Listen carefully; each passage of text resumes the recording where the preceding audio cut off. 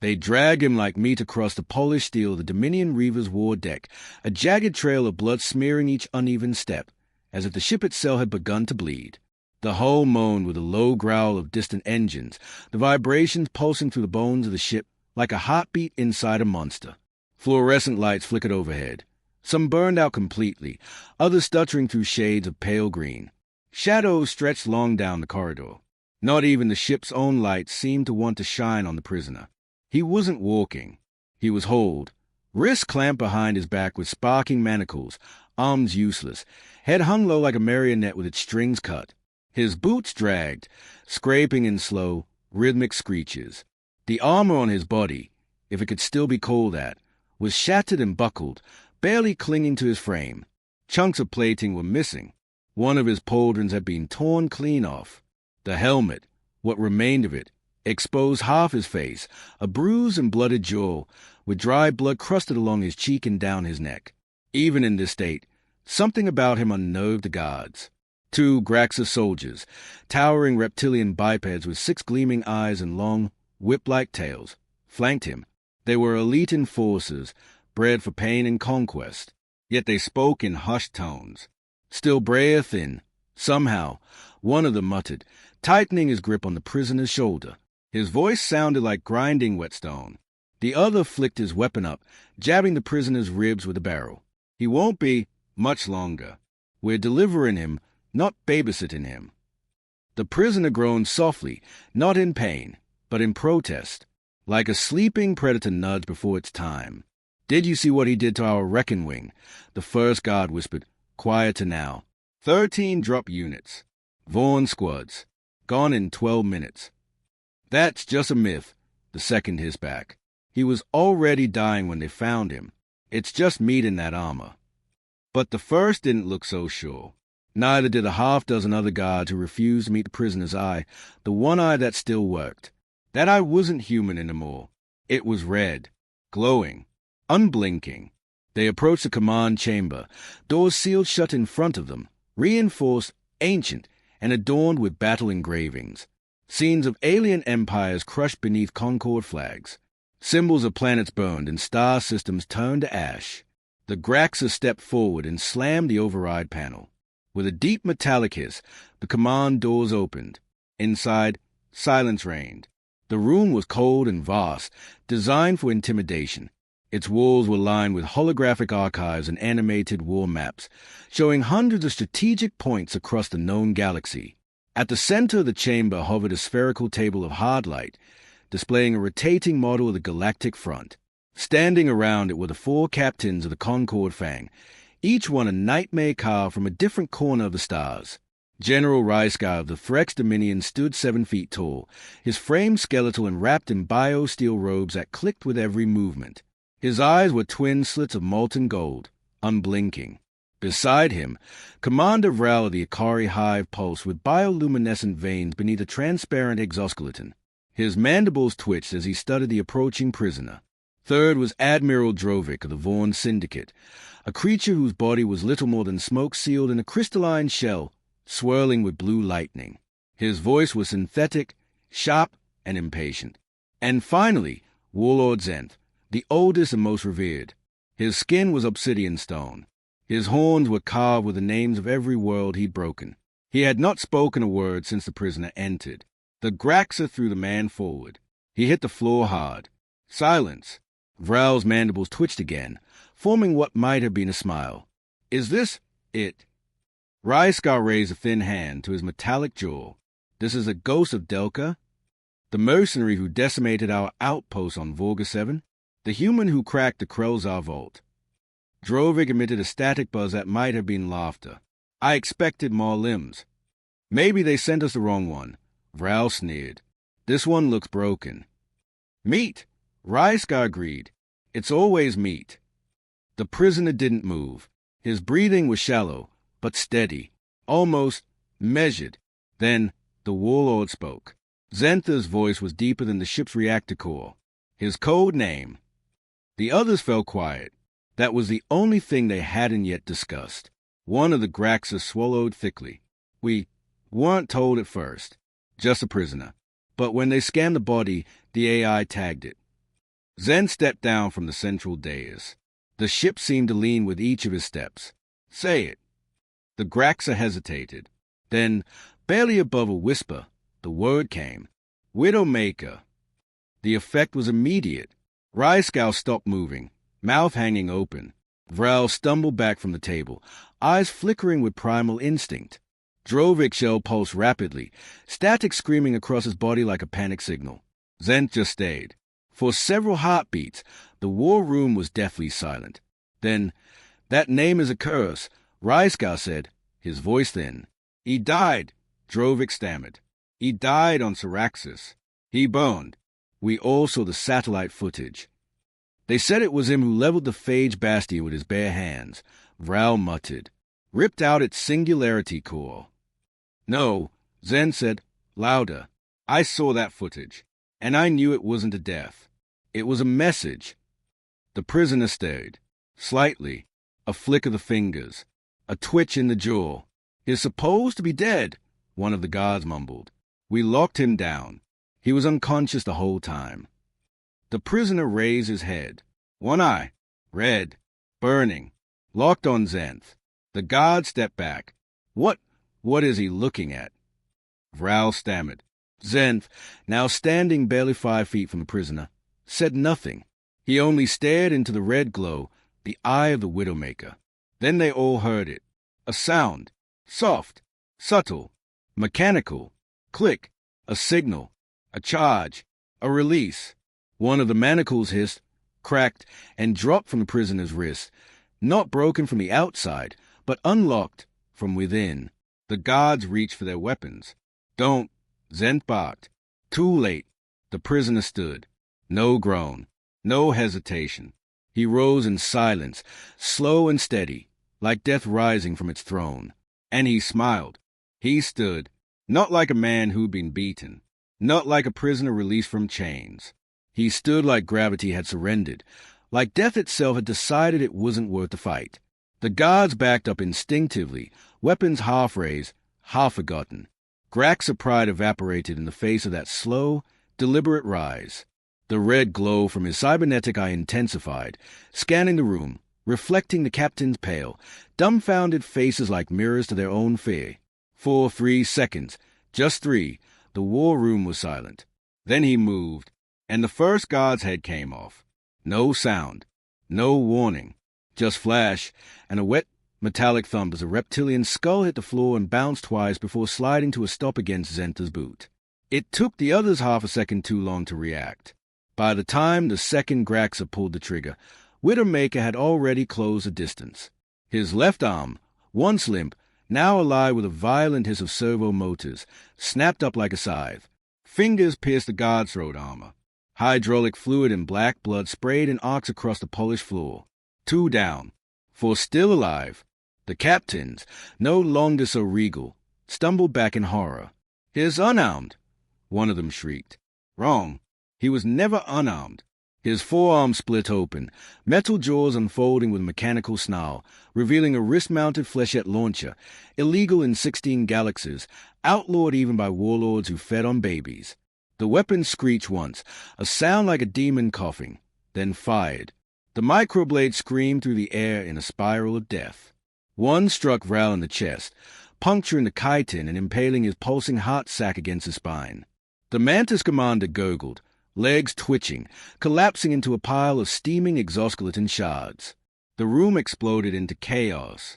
Alarms howled as Widowmaker moved, not ran, moved, a blur of death cloaked in broken armor.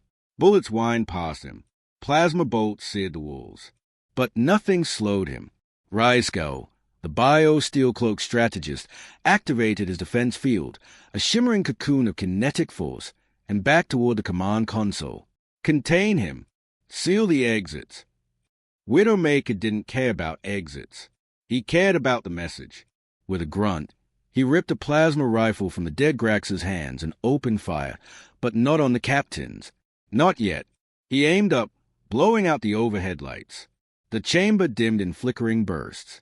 Red emergency lighting kicked in, bathing the war room in a blood glow. "I knew it," Zent whispered, stepping back into the shadows. "I knew he was waiting." Admiral Drovik screamed across the internal comms. Lockdown. Full deck lockdown. Level Omega. Deploy the null drivers. Bring the whole security wing. No one's coming, Widowmaker said. His voice was synthetic, cold, almost mechanical. But underneath, there was something else. Hunger. A console beeped, then sparked, then detonated as a kill virus surged through its circuits.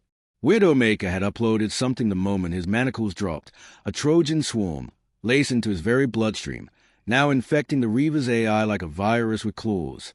Doors slammed shut. Turrets dropped from the ceilings, then immediately exploded as their firmware corrupted mid-calibration. Ryscow spun, his take in the ship. Zenth didn't respond. He had already drawn his blade, a 6-foot monomolecular scythe forged from compressed black star, the kind that hums in languages older than planets. Widowmaker turned toward him. They stood still, eye to eye. You shouldn't exist, Zenth said, leveling the blade. We killed you. No, Widowmaker said, stepping forward. You left me alive. He charged. Zenth roared, bringing the blade down in a perfect diagonal arc. But Widowmaker was faster. Not just physically. He read the move like a language he'd long since mastered. He ducked beneath the swing, drove his fist into Zentha's ribs, and when the armor resisted, he activated a thermal spike embedded in his knuckle. There was a hiss, then a pop, then Zenth screamed, a deep, guttural howl as heat lanced through his insides like molten nails. The warlord stumbled back, cloak burning, blade clattering to the floor. Widowmaker didn't stop. He caught the blade mid-spin, reversed the grip, and drove it into Ryscow's chest as the strategist tried to retreat behind his flickering shield. The monoblade carved through the force field like it wasn't there. Ryscow's last words weren't words at all, just static from the implants in his skull as his thoughts shorted out and bled through the network. Now only Drovik remained. Or at least, his crystalline shell did.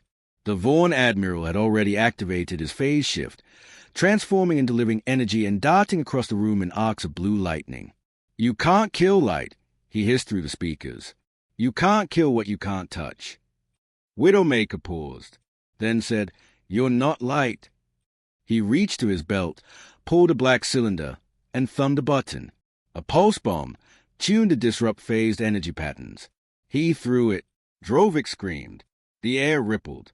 The phase field collapsed. And the Admiral reformed, half-corporeal, twisted, legs in the wrong place, just in time for Widowmaker's foot to crush his skull into splinters. The war room fell still. Bodies everywhere. Smoke curling from consoles. And Widowmaker, standing in the red glow, face blooded, armor cracked, eyes unblinking, turned to the central table. The Galactic War map still spun lazily. He reached into a compartment on his hip and pulled out a black data shard, inserted it. A new hologram burst to life above the table, a symbol known across hundreds of worlds. A wolf skull, the mark of the fallen hounds. A mercenary clan erased from history 10 years ago. Or so everyone thought. This is the Widowmaker, he said, his voice broadcasting now across the fleet's encrypted channels. You thought you won. You thought the wars were over. The audio feed reached every Concorde ship in orbit, every station, every listening post. He leaned closer to the MIC.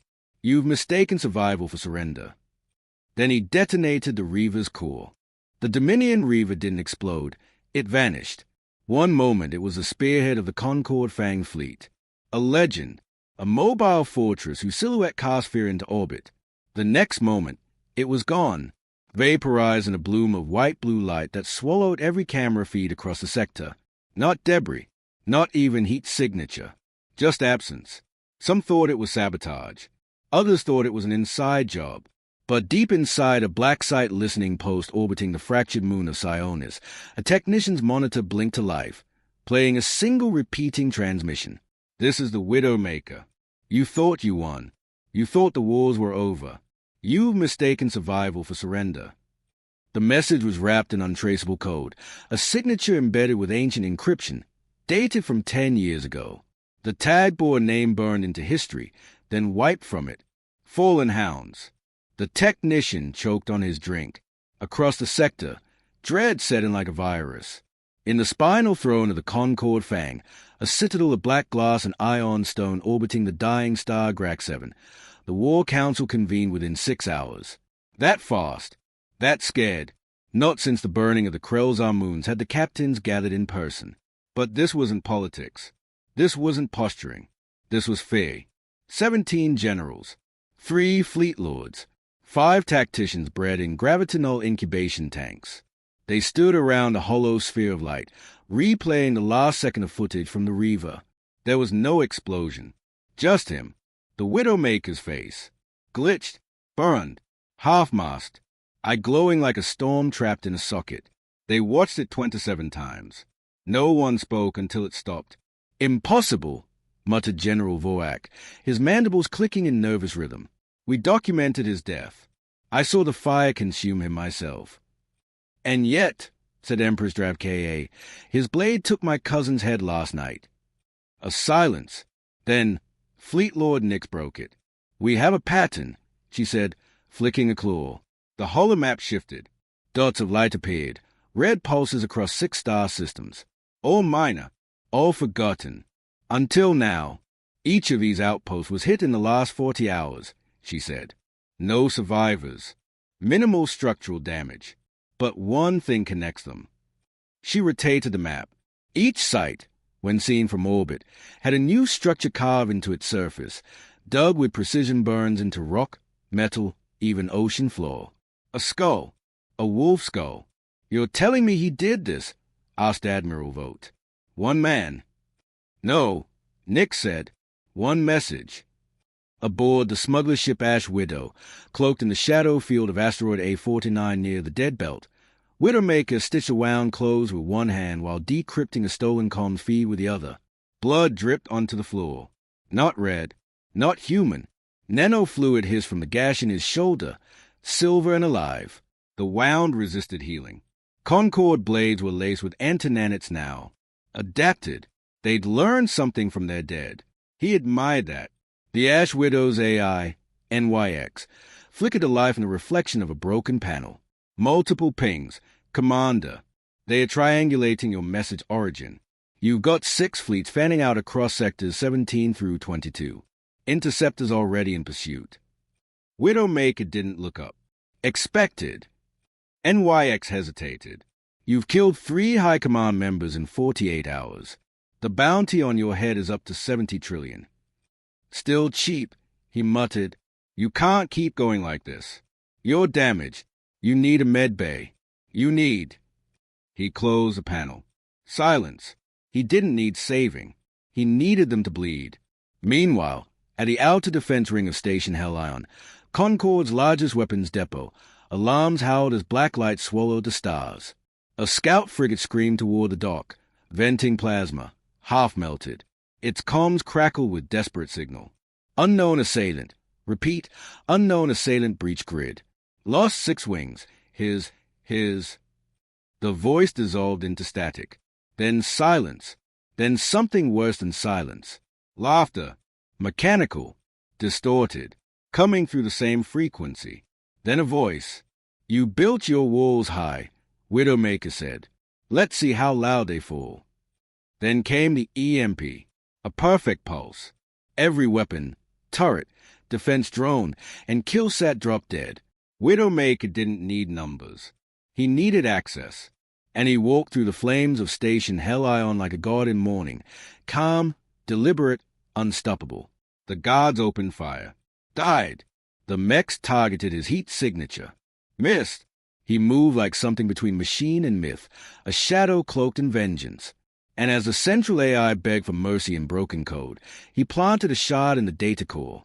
Fallen hounds. The shard screamed as it activated. The station erupted. Another skull burned into metal. Back in the throne, the remaining captains watched the footage in real time. "We're being dismantled," someone whispered.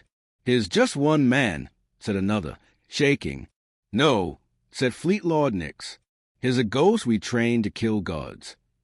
In the quiet hours before his next strike, Widowmaker stared into the void of space, helmet off, breathing shallow. Scars lined his face, some deep, others glowing faintly. His left cheek was metal now. His jaw, reconstructed by battlefield bots, clicked with every clench. But his eyes, both flesh and cybernetic, told the same story. They were dead, not numb, not tired, just done with the galaxy's lies. He pulled an old insignia from his belt, a fragment of the fallen hounds. Burned, scratched. He held it like a memory, or maybe a promise. Behind him, NYX flickered to life again. Where to next, Commander? He didn't respond. He just whispered, "We're not finished." Then he toned, picked up his rifle, black steel, 13 feet long, with a bayonet carved from bone, and walked toward the drop pod. Another world was waiting, and another captain would die. There were no stars in the Vanta Rift, no light, no life, just void thick enough to make men hallucinate, and time stretch into things it wasn't meant to be. Somewhere inside it, aboard the derelict laboratory vessel Anathema, a coffin opened with a hiss, and something woke up screaming. 6 hours earlier, High Chancellor Marek paced the obsidian deck of the WIM Bastion, sweat soaking through his command silk despite the freezing bridge. The war room was in chaos, maps full of red sigils, stations offline, fleets either dead or fleeing. 7 command posts in 4 days. His voice cracked, his erasing the infrastructure. "Wise," said Nix, her synthetic eye glitching from battle damage. His building something else in its place. "What? Graves? Monuments?" "No," she replied. "A message." A silence followed. One of the command AI cores spoke then, voice clipped, emotionless. Suggested course of action, Ghost Protocol. Everyone toned. Chancellor Marek's voice dropped. "That's off record. Illegal. Buried." Widowmaker was buried too, Nick said coldly. And look how that turned out. The AI continued. "Authorization requires unanimous approval. Activate project. Echo null. Subject. Harrow." Marek hesitated, then nodded slowly. "Begin resurrection." Back in the Vanta Rift, Subject Harrow screamed through metal lungs. His body, a synthesis of clone bone, black star steel, and viral computing, convulsed inside the stasis cradle as ancient runes reignited in the floor beneath him. This thing wasn't a man. It wasn't even alive. It was built for one purpose: to erase gods. Meanwhile, the Ash Widow slid silently across the debris field of the Loric Verge, cloaked in distortion shimmer, tailing a Concorde freighter. Widowmaker sat strapped inside the drop pod, armor-sealed, expression locked in cold calculation. The mission was simple: infiltrate, extract data, and leave behind proof. But today, he felt it. Something off. A tremor in the way the AI feeds reacted. Like a nervous breath on the back of his neck. Like some old predator had entered the hunt. He leaned forward. "NYX," he said. "Tap the bleed signal in Sector 9. A pause. Then, "Done." Static. Then laughter. Not his. Distorted. Warped. Mocking. "Who the hell?" he muttered, but NYX answered before he finished. "New signal. Doesn't match Concorde. Doesn't match anything." Then she froze. A rare glitch. "NYX. I can't trace it. It's older than the network." Widowmaker didn't speak. He didn't curse. Didn't breathe harder. He just readied his rifle and waited.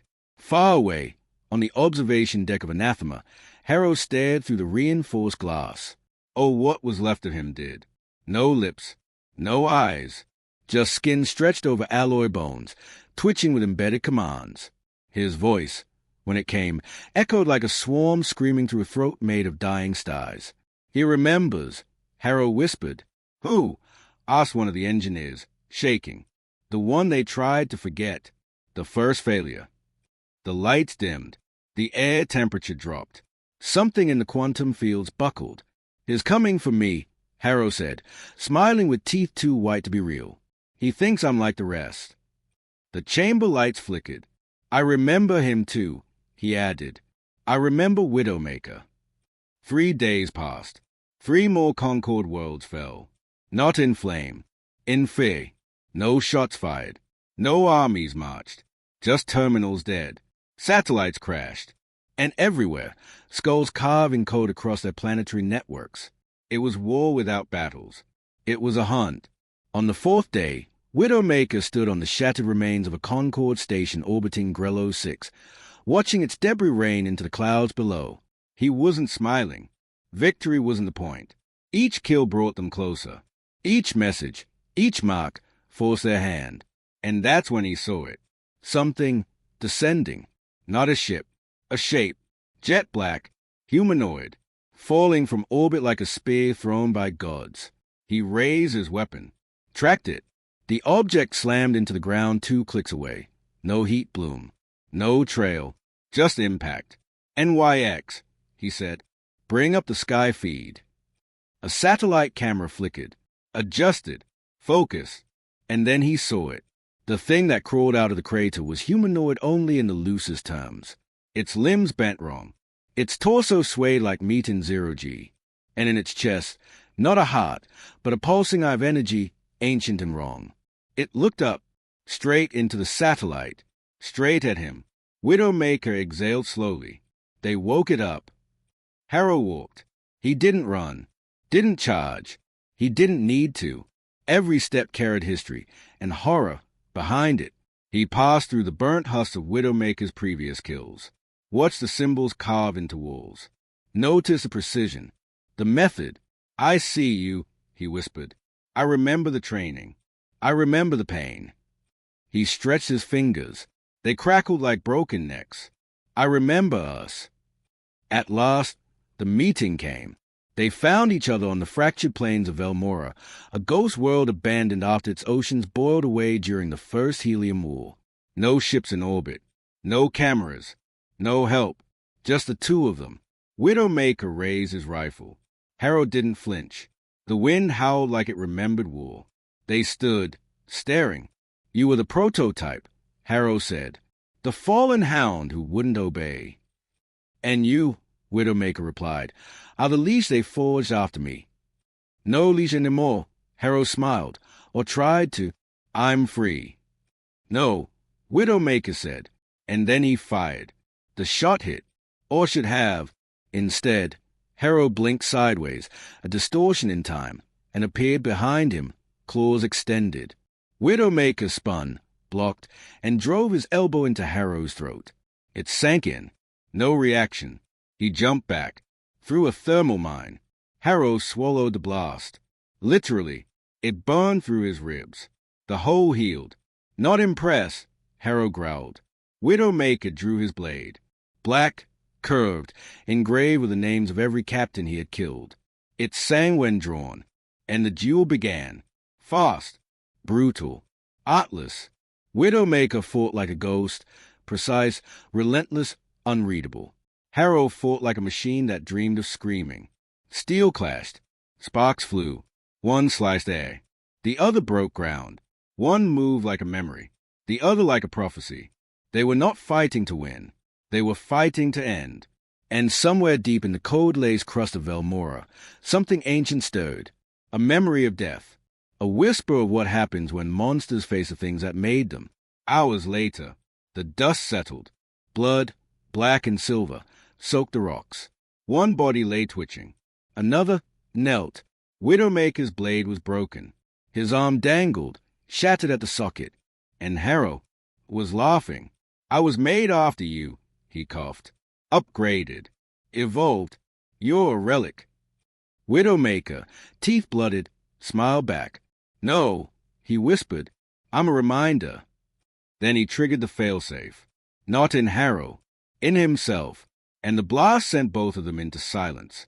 When the dust cleared on Velmora, nothing moved. Not the wind. Not the shadows. Not even time. WIDOWMAKER's body lay at the crater center, fractured beyond function. The blast had turned the ancient battlefield into a scab of glass and ash. Harrow's twisted frame had been thrown 30 meters away, half of it burned, the other half trying to regenerate through fire that didn't go out. The failsafe hadn't been a bomb. It had been a signal, a beacon to the oldest part of WIDOWMAKER's code, a command embedded before he had a name, before he was WIDOWMAKER, when he was just Subject Zero. The signal meant one thing: no chains, no masters, no survival, In death, he chose freedom. But death never came, because legends don't die. They become something worse. In the orbit above Velmora, the AI construct NYX shut it back online. Her core flickered, riddled with damage from WIDOWMAKER's last override. But one protocol remained intact, a final transfer code labeled Ascension. "Run it," she whispered, as if it could hear her. And it did. Across the galaxy, encrypted satellite fragments, AI ruins, rogue black boxes, all lit up in sequence, not as weapons, as witnesses. Every fragment WIDOWMAKER had left behind now activated in unison. The Concord called it a digital resurrection. The survivors would call it something else. A reckoning. On Velmora, Harrow pulled himself up one limb at a time. His mouth smoked. His chest cavity sizzled. His voice glitched, a mess of static and memories. "Gone," he growled. But then he heard it. The ground beneath him pulsed. And then rose. Not the planet. The man. Or what remained of him. WIDOWMAKER stood, spine cracked, bones visible, one arm limping dead at his side, yet somehow taller, larger, radiating cold. He had no helmet now, just a half-burned face, one eye ruined, the other glowing white-hot, bleeding data. A new HUD flickered in the air before him, projected from a nanite cloud that now surrounded his body. Phoenix Protocol, complete. Subject 0, code reinstated. Code name, Eternal. Harrow backed away for the first time. He wasn't facing a soldier anymore. He was facing a system. A weapon too broken to shut down. The fight didn't restart. It erupted. WIDOWMAKER charged, every step melting the glassy ground beneath him. His broken arm snapped back into place mid-run, tendons reknitting, reinforced with liquid steel nanites streaming from the soil around him. Harrow swung. Too slow. WIDOWMAKER ducked, spun, and drove his fist into Harrow's chest. The impact cracked the sky. Harrow flew back, smashing into a cliff, the force slicing a trench behind him 200 meters long. But he didn't fall. He floated, stabilized by anti-grave core backups, then launched forward, claws igniting, eyes burning green. Their collision this time broke sound. Not just a barrier, the concept. The land around them warped as time and gravity bent under the weight of two monsters who had broken every law written in biology, physics, and war. They didn't speak anymore. There was no need. They had become what Concord feared most. Symbols. Back in the galactic core, Empress Drav Ka watched through trembling eyes as live feeds transmitted the impossible battle. "We made both of them," she whispered. "No," Fleet Lord Nix replied, watching through a blood-smeared visor. "We unleash them." "What happens if he wins?" Nix didn't blink. "We pray he does." On Velmora, the final blow came swift. WIDOWMAKER disarmed Harrow in a blur of bladed movements too fast to track. Then came the grapple, one arm around the spine, the other under the jaw. Harrow screamed as his internal system flared, trying to override the lock. They couldn't. WIDOWMAKER whispered something then. No one would hear it. No one but Harrow. And then he ripped the spine from Harrow's back in a geyser of black oil and static fire. The sky went still. The air turned cold. Harrow collapsed, not in death, but in defeat. A shell, a weapon finally silenced. WIDOWMAKER stood over him and said nothing. In the aftermath, word spread faster than light. Across outlaw moons, pirate fleets, fallen colonies, and Concord palaces alike, the same message pulsed into the stars. Not text, not code, a symbol, the mark of a wolf's skull, now wreathed in fire. The Concord fell into chaos. Entire command chains affected. AI tacticians began to glitch whenever his code name was spoken aloud. Recruitment collapsed. Fear spread. And above the ruins of Velmora, the Ash Widow's engine roared back to life. Where to now? NYX asked quietly, her voice more human than ever. WIDOWMAKER stood at the edge of the hangar, staring into stars he no longer trusted. He was alive, but not who he had been. He was no longer vengeance. He was reminder, the last whisper of what happens when the powerful build weapons too good at remembering who made them bleed. He finally spoke, wherever they are still lying. Coordinates. He smiled. Everywhere. The ship vanished. Not cloaked, not in warp, just gone, like a god who'd outlived his pantheon, like a warning written in blood, like a man with no grave left to dig. Code name, Widowmaker. Status, unkillable. Threat level, eternal. And somewhere in a child's nightmare, a whisper passed through the dark. Don't mock the broken man, because sometimes he's just reloading.